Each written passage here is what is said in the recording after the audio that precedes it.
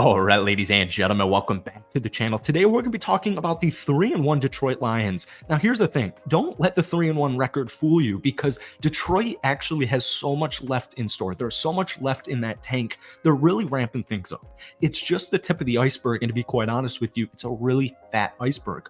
We heard Dan Campbell in training camp say this comment. I said this back in training camp. If you're hunting us, you don't have to look far. We're going to be on your front porch when you open the door. And guess who's going to be standing right there this upcoming Sunday against Carolina? Mr. Jameson Williams, last year's first-round draft pick. His teammates are absolutely hyped. Now, he's going to be eased into things, but he perfectly describes, he's a perfect representation of this Detroit Lions culture. The dude is hungry, and he's hungry AF. And no, once again, he is not a hippo. He's a phenomenal playmaker, and we're going to be talking about what he adds to Detroit a little bit later on in this video. But here's the thing. Tip of the iceberg. Like, Detroit's 3-1. They're coming off impressive victories where they were up 27-3 against my Green Bay Packers. They had a nice, dominating defensive performance against Atlanta. The offense, even though Jared Goff is playing solid, nobody's saying Jared Goff's playing bad. Over 1,000 yards. He's throwing for almost 260 yards per game. He's a 69.5 completion percent, 6 touchdowns, 3 interceptions. But the last 2 games, for example, the defense has just stolen the show. It was defense, defense, defense. This is one of the best defenses in the National Football League right now.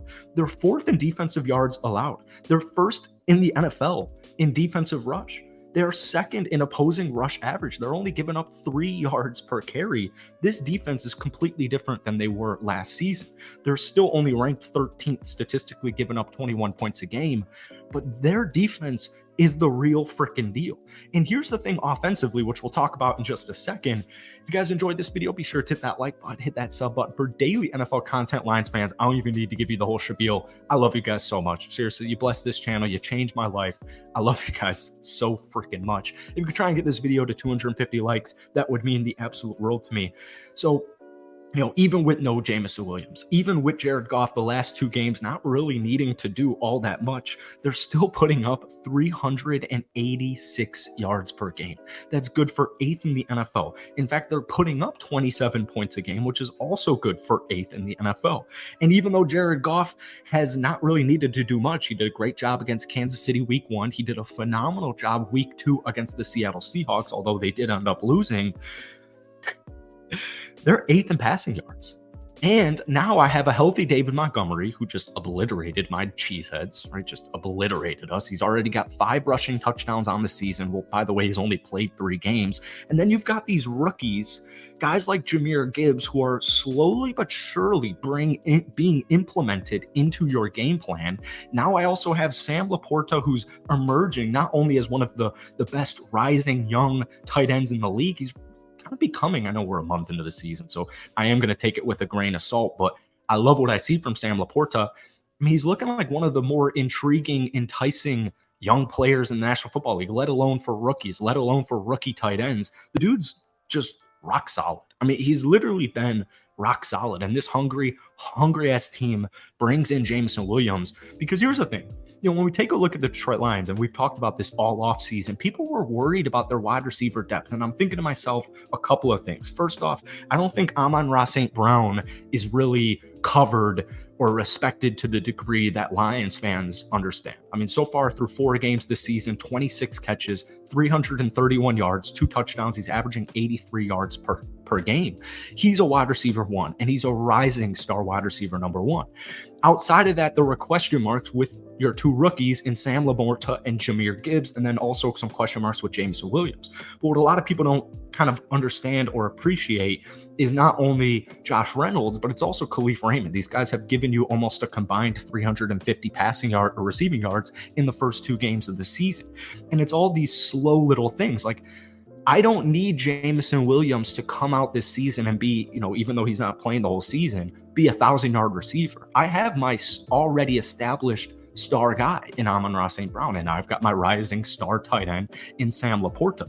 All I need from Jameson Williams this upcoming season is to just genuinely be a somewhat reliable wide receiver 2 by the end of the season. If Jameson Williams is averaging over 50 yards per game, that does so much to this already diverse, this already versatile and extremely deep wide receiver, tight end, and running back court in the receiving game. So that's the thing to me is I take a look at these statistics and I'm like, all right, in the first half, the Detroit Lions have put up 61 points through 4 games.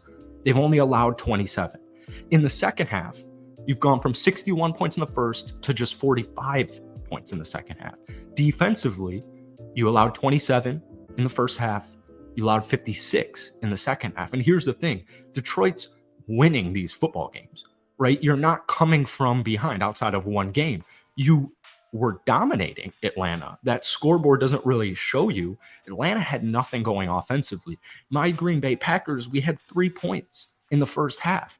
It's not that they're easing off the gas, but they're becoming a little bit more conservative. And I don't mean that in a negative way. It's just more of like, let's chew up the clock and let's limit their opportunities to score, to make big time plays.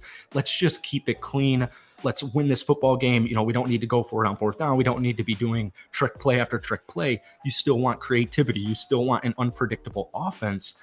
It's just the way the games have been going. I do think context matters in this situation.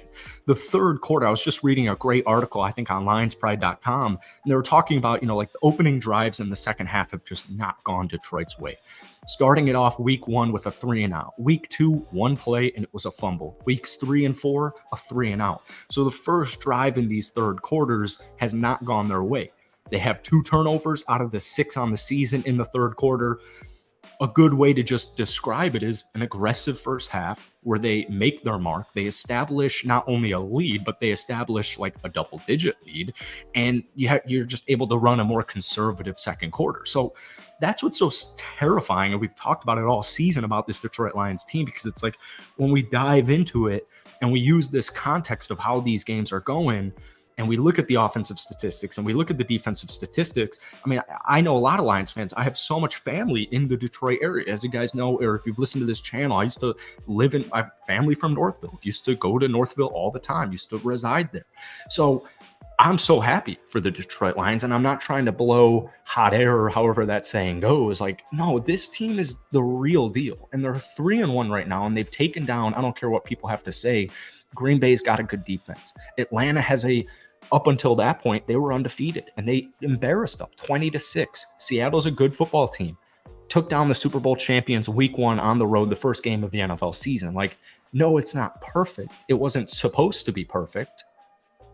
They're just getting started. And it's terrifying for the rest of the league. It's terrifying as a Packers fan, but I'm also very happy for the Detroit Lions, and I love watching it. Now, one thing I do want to see against Carolina is Carolina's 0-4. And they're not running a good football program right now. They've got the rookie quarterback, just a lot of moving parts within the Carolina Panthers organization in general. You're at home.